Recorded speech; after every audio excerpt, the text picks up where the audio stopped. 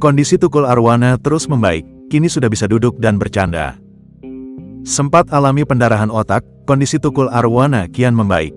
Bahkan ia sudah bisa duduk di kursi dan bercanda lagi seperti dulu. Pasalnya sebelumnya, Tukul Arwana hanya berbaring di ranjang dan sempat alami kesulitan berbicara. Tubuhnya pun sudah lebih bugar dan sehat dibandingkan saat masih sakit 3 tahun lalu. Hal tersebut terekam di dalam postingan Sanwanieh, yang dikutip Selasa, tanggal 7 Mei tahun 2024. Pada unggahan tersebut, Tukul Arwana tampak dibesuk oleh para sahabatnya. Ia bahkan diminta untuk meragakan jargon ikoniknya. Ea, seru Tukul dan teman-teman. Presenter 60 tahun ini pun tertawa dengan tingkah sahabatnya tersebut. Ia juga tak berhenti tersenyum hingga teman-temannya berpamitan untuk pulang.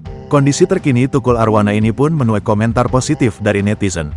Banyak warganet yang turut berbahagia komedian tersebut sudah mulai pulih. Tak sedikit pula yang mendoakan Tukul Arwana agar cepat sembuh.